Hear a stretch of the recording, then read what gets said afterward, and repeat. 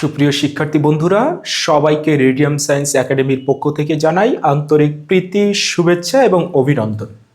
আজকে আমরা পরমাণুর গঠন সম্পর্কিত আরও একটি পরমাণুর মডেল নিয়ে কথা বলবো।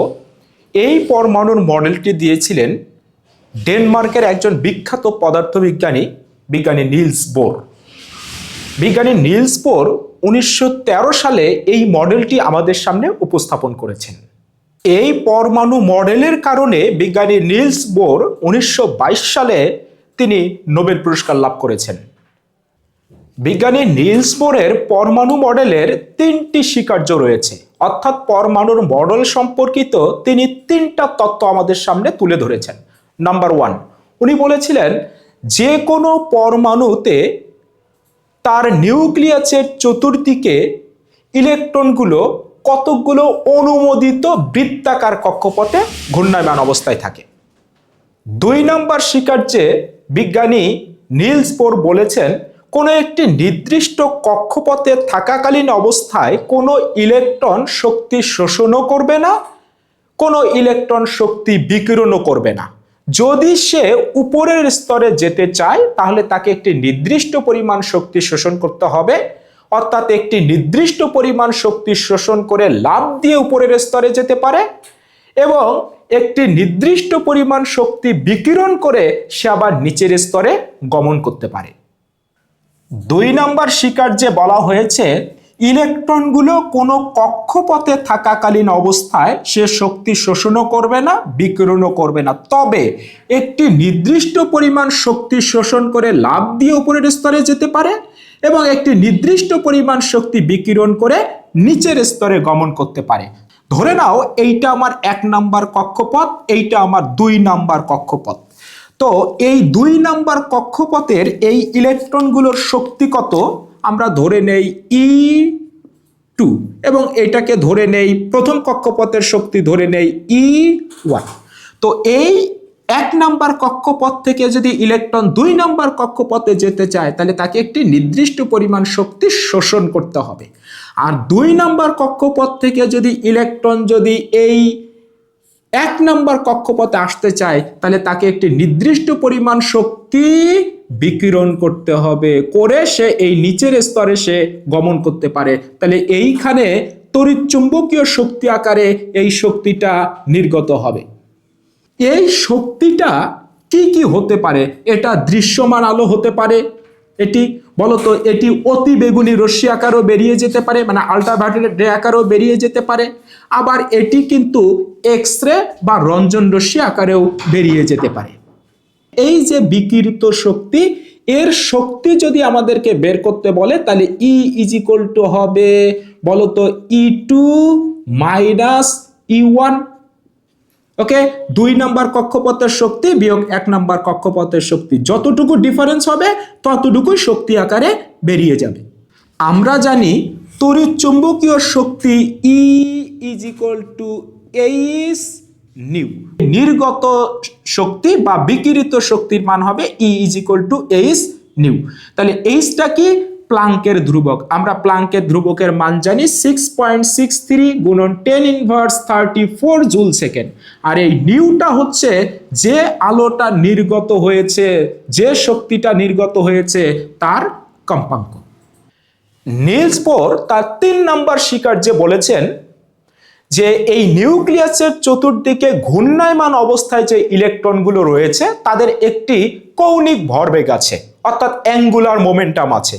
এই কৌণিক ভরবেগের মান ইলেকট্রনগুলোর জন্য নির্দিষ্ট, অর্থাৎ কোন কক্ষপথে আছে তার উপরে নির্ভর করবে তার কৌণিক ভরবেগ। এই কৌণিক ভরবেগ বা অ্যাঙ্গুলার মোমেন্টামের মান হবে h/2π এর পূর্ণ গুণিতক। অর্থাৎ নিউক্লিয়াসের চতুর্দিকে যে ইলেকট্রনগুলো ঘুরছে তার কৌণিক ভরবেগ আছে, সেই কৌণিক ভরবেগের মান, কৌণিক ভরবেগকে আমরা L দিয়ে প্রকাশ করি, তাহলে কৌণিক ভরবেগ L এর মান হবে এই h/2π এর পূর্ণ গুণিতক, অর্থাৎ n এর মান হবে কক্ষপথের সংখ্যা 1 2 3 4 এই রকম মান হবে। এবারে আমরা নিলস বোরের পরমাণু মডেলের সাহায্যে এই যে পরমাণুর যে কক্ষপথগুলো রয়েছে সেই কক্ষপথের ব্যাসার্ধের রাশিমালা কেমন হবে সেটা দেখব, এবং কক্ষপথের শক্তি রাশিমালা কেমন হবে সেটা দেখব। যদি আমরা এই কক্ষপথের ব্যাসার্ধ বের করতে চাই তাহলে হাইড্রোজেন পরমাণুর জন্য ফর্মুলা হবে Rn = n square h square epsilon not, নিচে হবে পাই m e স্কয়ার। বলতো আরটা কি? ব্যাসার্ধ। এনটা কি? কত নাম্বার কক্ষপথ? 1 বললে 1 বসাবো, 2 বললে 2 বসাবো, 3 বললে 3 বসাবো। এনটা কি? ওই কক্ষপথের নাম্বার। এইচটা কি? প্লাঙ্কের ধ্রুবক, আমরা মান জানি 6.63 10⁻34 জুল সেকেন্ড। বলতো অ্যাপসাইলন নটটা কি? শূন্য মাধ্যমের তড়িৎ ভেদন যোগ্যতা, এর মান আমরা জানি 8.854 10⁻12 coulomb square per newton per metre square. Pi এর মান 3.1416। এমটা কি? ইলেকট্রনের ভর। ইলেকট্রনের ভর আমরা জানি 9.1 গুণন 10⁻31 কেজি। আর ইটা হচ্ছে ইলেকট্রনের চার্জ, আমরা জানি 1.6 গুণন 10⁻19 এত কুলম। তাহলে এই সবগুলোই কনস্ট্যান্ট মান, শুধু কত নাম্বার কক্ষপথ বলেছে বলে দিলেই আমরা এন এর মান বসিয়ে তার কক্ষপথের ব্যাসার্ধ কত সেটা বের করতে পারবো। হাইড্রোজেন বাদে যদি অন্য পরমাণুর কথা বলে তাহলে ফর্মুলাটা একই থাকবে, শুধু দেখো নিচে হবে একটি জেড। বলতো জেডটা কি? যে পরমাণুর কথা বলবে তার পারমাণবিক সংখ্যা কত, তাহলে সেটা শুধু বসিয়ে দিলেই আমাদের ব্যাসার্ধ বেরিয়ে যাবে। এই হাইড্রোজেন পরমাণুর কয়টি কক্ষপথ রয়েছে? বলতো একটি কক্ষপথ রয়েছে। তাহলে আমি যদি হাইড্রোজেন পরমাণুর প্রথম কক্ষপথের ব্যাসার্ধ বের করতে চাই তাহলে এখানে লিখবো R1, n এর মান 1 = হবে n এর মান 1 বসাও, 1 হয়ে যাবে, উপরে থাকবে h স্কয়ার এপসাইলন নট, নিচে হবে পাই m e স্কয়ার। সব মানগুলো কনস্ট্যান্ট লিখে দিয়েছি, বসিয়ে দিবা, দিলেই আমরা এই প্রথম কক্ষপথের ব্যাসার্ধ কত এটা পেয়ে যাব। প্রথম কক্ষপথের ব্যাসার্ধ বের হবে, এই মানগুলো যদি আমরা বসাই আর ক্যালকুলেশন করি মানটা বের হবে 0.53 অ্যামস্ট্রং।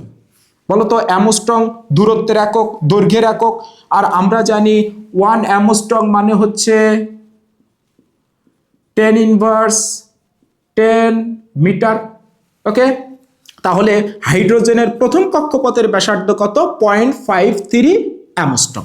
এবারে দেখো এই ফর্মুলাটাকে আমরা একটু শর্টকাটেও বানিয়ে নিতে পারি, খেয়াল করে দেখো তোমরা। বলতো এই যে h square epsilon not pi m e square মানেই দেখো R1। তাহলে বলতো এই জায়গায় আমরা বসিয়ে দিতে পারি R1 এর মানটা, তাহলে Rn = হবে n স্কয়ার আর এখানে হবে R1। R1 মানে হচ্ছে 0.53 অ্যামস্ট্রং, মানে ব্যাপারটা এইরকম, Rn = n স্কয়ার গুণন 0.53 অ্যামস্ট্রং। তাহলে যদি দ্বিতীয় কক্ষপথের ব্যাসার্ধ বের করতে বলে তাহলে বলতো n এর জায়গায় 2 বসাবো, 2 দিয়ে এটাকে গুণ দেবো, তাহলে দ্বিতীয় কক্ষপথের ব্যাসার্ধ বেরিয়ে যাবে। যদি n এর মান 4 বলে যে 4 নম্বর কক্ষপথের ব্যাসার্ধ কত বের করো, তাহলে n এর মান 4 বসাবো, তাহলে এটা হবে 16 দিয়ে আমরা এটাকে গুণ দেবো 0.53 কে, তাহলে এত অ্যামস্ট্রং আমাদের ব্যাসার্ধ বেরিয়ে যাবে। তোমরা এমসিকিউ আসলে এইভাবে শর্টকাট নিয়মে তোমরা ব্যাসার্ধটা বের করতে পারো। এবারে আসো তো আমরা এই যে পরমাণুর কক্ষপথ রয়েছে এদের শক্তি রাশিমালা কেমন হবে সেটা আমরা দেখব। হাইড্রোজেন পরমাণুর জন্য সমীকরণটা হবে এই রকম, En = -me⁴ 8n square h square epsilon not square.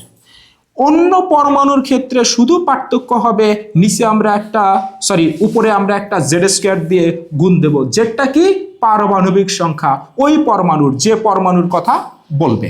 তাহলে এই মাইনাস সাইনটা আমাদের কি অর্থ বহন করে? মাইনাস সাইনটা আমাদের এইটা বোঝায় যে কোনো পরমাণুর কক্ষপথ থেকে যদি আমি ইলেকট্রনকে সরাতে চাই তাহলে এনার্জি সাপ্লাই দিতে হবে, শক্তির প্রয়োজন হবে, শক্তি দিতে হবে। মাইনাস সাইনটা এটা বোঝায়। অর্থাৎ ইলেকট্রনকে যদি আমি দূরে সরাতে চাই তাহলে বলতো সরতে চাইবে না, নিউক্লিয়াসের আকর্ষণ বলের কারণে, তাহলে আমাকে কাজ করতে হবে। এই হাইড্রোজেন পরমাণুর একটি কক্ষপথ রয়েছে, তাহলে হাইড্রোজেন পরমাণুর প্রথম কক্ষপথের শক্তি বা এনার্জি কত হবে? চলো তো বের করি। তাহলে এটা হবে E1 ইজ ইকুয়াল টু, বলো তো, মাইনাস সাইন থাকলো।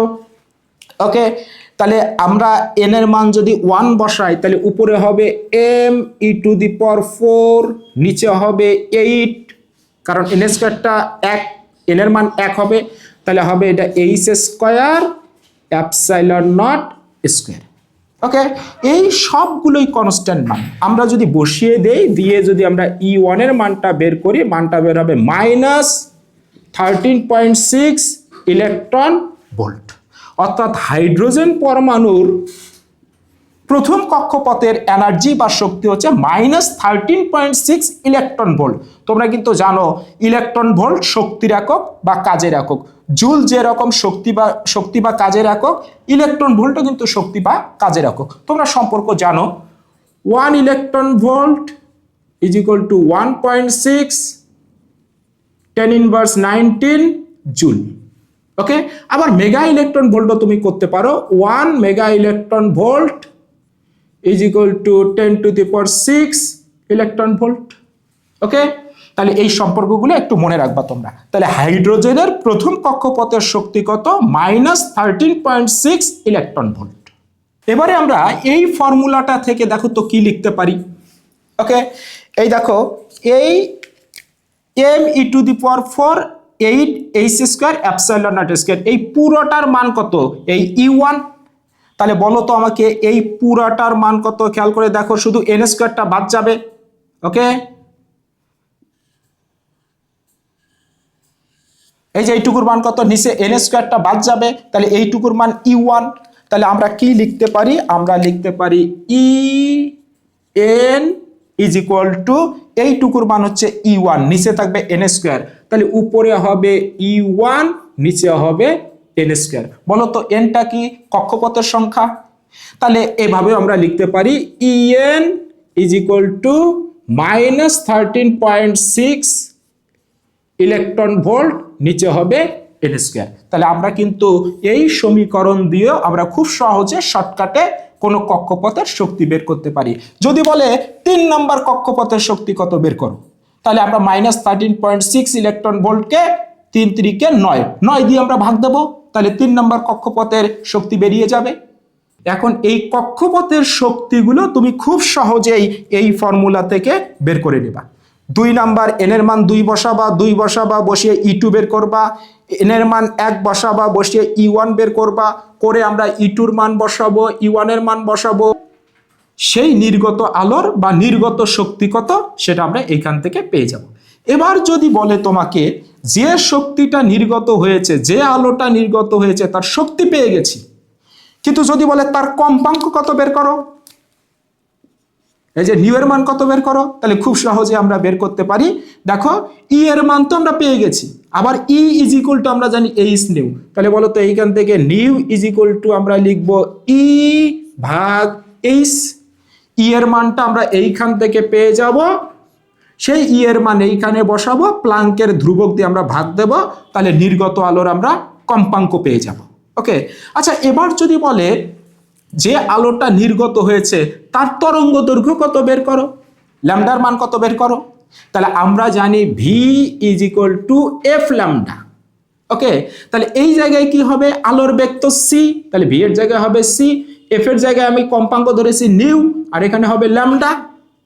ওকে, তাহলে বলো তো এই নিউ এর জায়গায় আমি কি লিখতে পারি? নিউ এর জায়গায় লিখতে পারি সি ভাগ ল্যামডা। তাহলে এই নিউ এর জায়গায় আমরা বসাবো সি ভাগ ল্যামডা ইজ ইকুয়াল টু, উপরে হবে ই, নিচে হবে এইচ। তাহলে ই এর মান আমরা এইখান থেকে বের করে নেব, নির্গত আলোর শক্তি বের করে নেব, তারপরে এইচটা প্লাঙ্কের ধ্রুবকের মান বসাবো, সি হচ্ছে আলোর বেগ, সি এর বেগ আমরা জানি 3 × 10⁸ মিটার পার সেকেন্ড, নির্গত আলোর বেগ। ওকে, তাহলে সি এর মানটা আমরা বসাবো, এইখান থেকে আমরা ল্যামডার মানটা বের করব। নিলস বোরের পরমাণু মডেল থেকে এই যে পরমাণুর কক্ষপথে যে ইলেকট্রনগুলো ঘুরছে, অর্থাৎ কক্ষপথে ঘূর্ণায়মান ইলেকট্রনের আমরা বেগও বের করতে পারি। যদি হাইড্রোজেন পরমাণুর জন্য কক্ষপথে ঘূর্ণায়মান ইলেকট্রনের বেগ বের করতে বলে, তাহলে ফর্মুলা হবে Vn is equal two NH ভাগ 2πm Rn। ওকে, যদি হাইড্রোজেনের 1 নাম্বার কক্ষপথ হয় তাহলে n এর মান 1 বসাবো, এখানে প্রথম কক্ষপথের ব্যাসার্ধ বসাবো, আর 1 এর মান বসাবো, n এর মান বসাবো 1, h এর মান বসাবো, m এর মান বসাবো, আমরা বেগের মান কত এটা পেয়ে যাব। অন্য পরমাণুর কথা যদি বলে তাহলে অন্য পরমাণুর কক্ষপথে ঘূর্ণায়মান ইলেকট্রনের বেগ কত বের করো, তাহলে ফর্মুলা হবে Vn is equal two ZE square, নিচে হবে 2 এপসাইলন নট NH। জেডটা